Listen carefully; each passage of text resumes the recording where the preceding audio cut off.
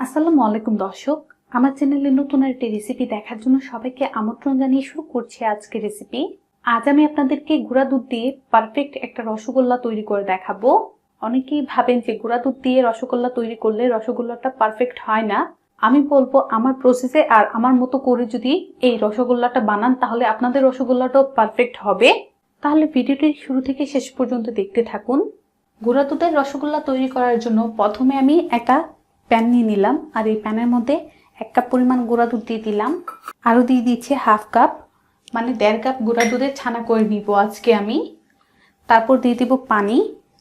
আমার 1.5 কাপ গুঁড়া দুধের জন্য আমার পানি লাগবে 4 কাপ।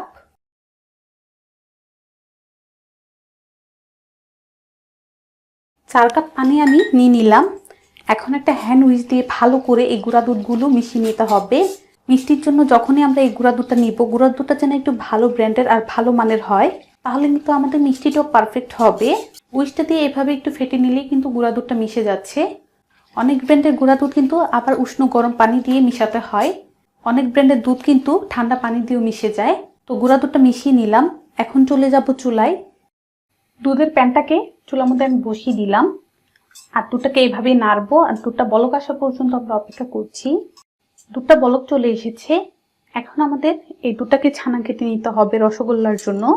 ছানা কাটার জন্য আমি এখানে 1/3 কাপ টক দই নিয়েছি। আপনারা চাইলে কিন্তু ভিনেগার কিংবা লেবুর রস দিয়েও এই ছানাটা কেটে নিতে পারবেন। ভিনেগার দিয়ে ছানাটা কাটলে যদি আমরা 1 টেবিল চামচ পরিমাণ ভিনেগার নেই তাহলে 1 টেবিল চামচ পানি দিয়ে তারপর কেটে নিতে হবে। টক দইটাকে এইভাবে একটু চামচটা দিয়ে ফেটে নিচ্ছি। আচ্ছা, ফেটিয়ে নিলাম।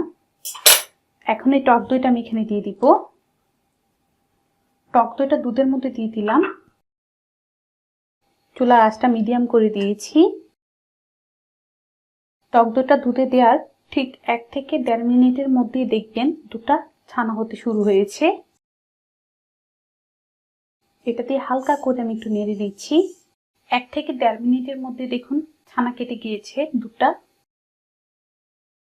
এই যে ছানা কাটার পর কিন্তু ছানাগুলোকে জাল করা যাবে না, সঙ্গে সঙ্গে কিন্তু আমাদের নামিয়ে নিতে হবে। ছানাটা ছাকার জন্য আমি এখানে একটা বাটি নিয়ে নিলাম আর এই বাটির উপরে একটা নেট কাপড় দিয়ে দিলাম। আপনারা যখনই এই ছানাটাকে ছেঁকে নেবেন খেয়াল রাখবেন কাপড় থেকে যেন রং না ওঠে। রং উঠলে কিন্তু আমাদের ছানাটা নষ্ট হয়ে যাবে। ছানাটা আমি বাটির মধ্যে ঢেলে নিলাম, তারপর এভাবে এটাকে উঠিয়ে নিব। ছানাটাকে আমি ঠান্ডা পানি দিয়ে ধুয়ে নিচ্ছি। ঠান্ডা পানি দিয়ে ছানাটা ধুয়ে নিলে হবে কি, ছানার মধ্যে কিন্তু টকটক ভাবটা আর থাকবে না।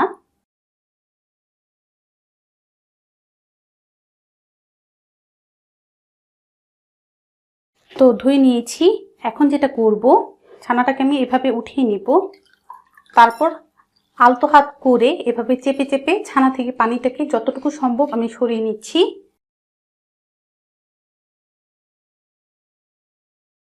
বেশি জোরে চাপ দিলে কিন্তু আমাদের ছানাগুলো বের হয়ে যাবে। এভাবে একটু আলতো আলতো করে যতটুকু সম্ভব পানিটাকে আমাদের বের করে নিতে হবে ছানা থেকে। ছানা থেকে পানিটাকে বের করে নিয়েছি। এখন আমি যেটা করব, এখানে আমি একটা প্লেট নিয়ে নিয়েছি আর এই প্লেটের মধ্যে ছানাটাকে নিয়ে নিব। এই যে হাত দিয়ে ছানাটাকে এভাবে একটু ভেঙে নিচ্ছি। ভেঙে নিলাম। তারপর এখানে দিয়ে দেবো 1 চা চামচ পরিমাণ চিনি। এখন আমি হাত দিয়ে ভালো করে এটাকে মেখে নিব। যখনই আমরা ছানাটা মেখে নিব এভাবে কিন্তু হাতের তালু দিয়ে মাখবো না, এভাবে মানে চটকিয়ে চটকিয়ে মেখে নিব। ছানাটা পারফেক্ট হয়েছে কিনা আরেকটা বোঝার উপায় আমি আপনাদেরকে বলে দিই।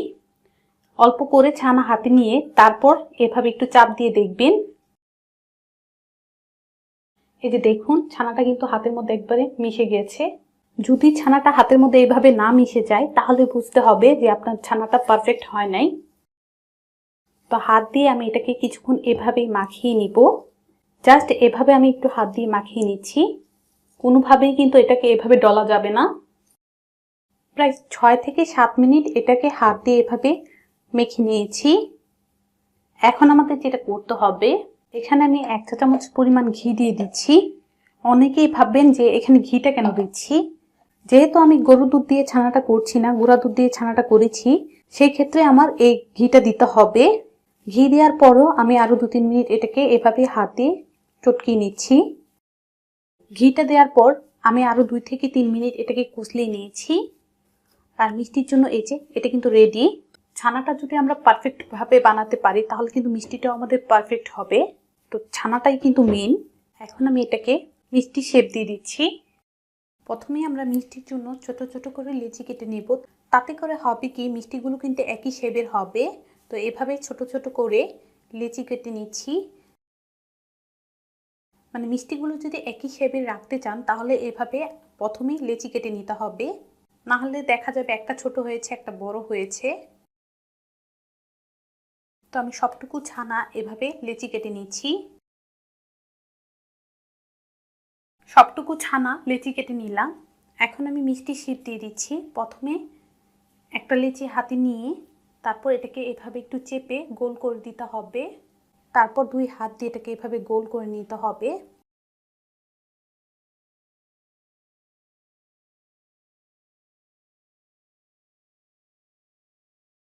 ভালো করে এভাবে ডলে নিতে হবে।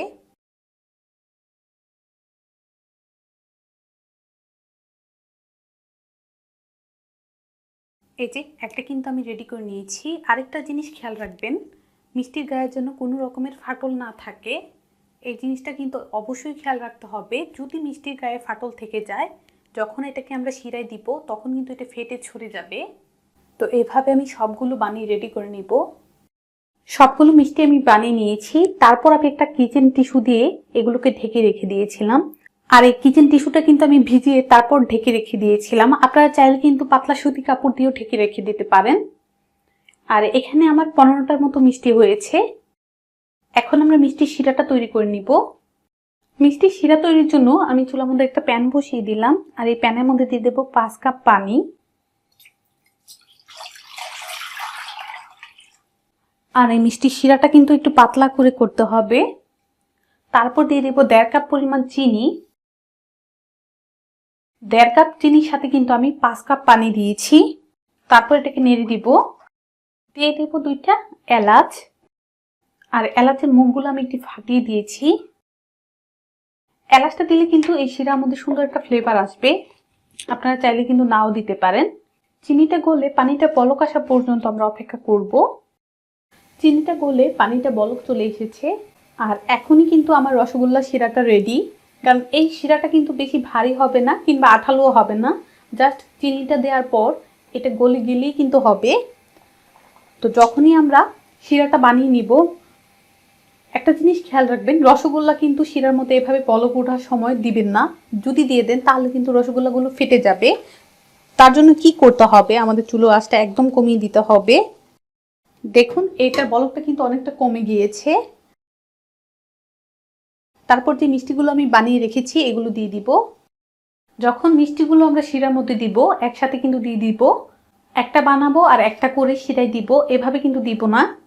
একসাথে বানিয়ে তারপর শিরার মধ্যে দিয়ে দিতে হবে। না হলে হবে কি, একটা মিষ্টি হবে একটা মিষ্টি হবে না, মানে আগ পিচ হয়ে যাবে। তো সবগুলো দিয়ে দিলাম। ঢাকনা দিয়ে ঢেকে কিছুক্ষণ রেখে দিব। মিষ্টিগুলো দেওয়ার ঠিক 3 থেকে 4 মিনিট পর ঢাকনাটা উঠিয়ে নিচ্ছি। এর মাঝে কিন্তু আমি ঢাকনা খুলি নাই। আর দেখুন মাশাআল্লাহ মিষ্টিগুলো কিন্তু ফুলে উঠেছে। আগে থেকে কিন্তু বড় সাইজ হয়ে গিয়েছে। আর এই মিষ্টিগুলো কিন্তু চুলোর আঁচ মিডিয়াম হাইয়ে রেখে জাল করে নিতে হবে। কোনোভাবেই চুলোর আঁচটা কমানো যাবে না। আর এভাবে একটু প্যানটাকে ধরে হেলিয়ে দুলিয়ে দিতে হবে। নাড়াচাড়া কিন্তু দেওয়া যাবে না, নাড়াচাড়া দিলে কিন্তু এগুলো ভেঙে যাবে। তো আমি আবারও ঢাকনা দিয়ে ঢেকে আরো কিছুক্ষণ অপেক্ষা করব। আরো কিছুক্ষণ জাল করে নিয়েছি। ঢাকনাটা উঠিয়ে নিব। উঠিয়ে নিলাম। এখানে আমি 1 টেবিল চামচ ময়দা নিয়ে নিয়েছি। আপনারা চাইলে আটাটাও নিতে পারবেন। এই ময়দার মধ্যে এখন অল্প করে পানি দিয়ে দিব। পানি দিয়ে দিলাম। ভালো করে এই ময়দাটাকে মিশিয়ে নিচ্ছি। মিশিয়ে নিলাম। এখন আমি মিষ্টির শিরায় দিয়ে দিচ্ছি। অনেকেরই প্রশ্ন থাকতে পারে যে ময়দাটা আমি কেন মিষ্টির শিরার মধ্যে দিয়েছি। যদি এই ময়দাটা আমি মিষ্টির শিরার মধ্যে দেই তাহলে ময়দা থেকে বলক আসবে এটা। তাতে করে হবে কি, বলকের নিচে কিন্তু মিষ্টিগুলো পড়ে যাবে আর মিষ্টিগুলো ভালো করে কুক হবে। ময়দাটা দেওয়ার পর ঢাকনা দিয়ে ঢেকে দিতে হবে। তারপর আমি আপনাদেরকে দেখাবো কিভাবে এটা বলক আসতেছে। ঢাকনা দিয়ে ঢেকে দিয়েছিলাম আর দেখুন উপরের মধ্যে কেমন ফেনা ফেনা হয়ে বলক চলে এসেছে। তো এইভাবে ঢেকে আরো কিছুক্ষণ আমি জাল করব।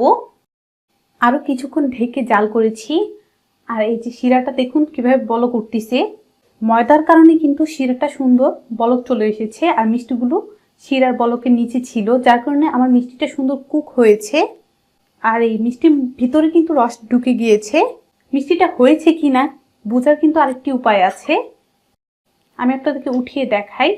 এই যে একটা মিষ্টি আমি এখানে নিয়ে নিলাম, তারপর একটা গ্লাসের মধ্যে আমি পানি নিয়েছি, এখানে আমি একটা মিষ্টি দিয়ে দিলাম। মিষ্টিটা যদি কুক হয়ে যায় তাহলে কিন্তু পানির নিচে চলে আসবে, আর যদি না হয় তাহলে উপরে চলে আসবে। তো এটা আমার হয়ে গিয়েছে। চুলাটা বন্ধ করে এই মিষ্টিগুলোকে আমি এই শিরার মধ্যে একটা ঢাকনা দিয়ে ঢেকে ঠান্ডা হওয়ার জন্য রেখে দিব। রসগোল্লাগুলো আমি ঢাকনা দিয়ে ঢেকে রেখে দিয়েছিলাম ঠান্ডা হওয়ার জন্য, আর এগুলো কিন্তু ঠান্ডা হয়ে গিয়েছে।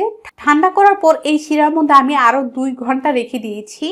এখন আমি আপনাদেরকে একটা রসগোল্লা উঠিয়ে দেখাই কতটা সুন্দর করে শিরাটা আমার স্যুপ করে নিয়েছে আর কতটা পারফেক্ট হয়েছে। এই রসগোল্লাগুলো কতটা স্পঞ্জি হয়েছে সেটা একটু দেখাই।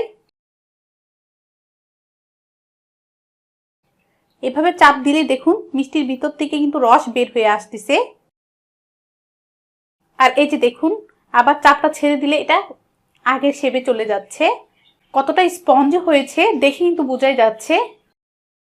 আমি এখানে একটা বাটি নিয়েছি মিষ্টিগুলো সার্ভ করার জন্য, আর রস সহই বাটির মধ্যে মিষ্টিগুলো উঠিয়ে নিব। আপনারা যদি কেউ মিষ্টিটা একটু বেশি খেতে চান সেই ক্ষেত্রে কি করবেন, এই মিষ্টিগুলো বাটির মধ্যে উঠিয়ে যে শিরাটা আমরা করেছি পাতলা করে, এই শিরাটাকে একটু ভারী করে নিলে কিন্তু মিষ্টিটা বেশি হবে। আমি আপনাদেরকে একটা কেটে দেখাই কতটা পারফেক্ট হয়েছে আর কতটা স্পঞ্জি হয়েছে। একটা মিষ্টি আমি এই প্লেটের মধ্যে উঠিয়ে নিলাম, তারপর এটাকে কেটে নিব।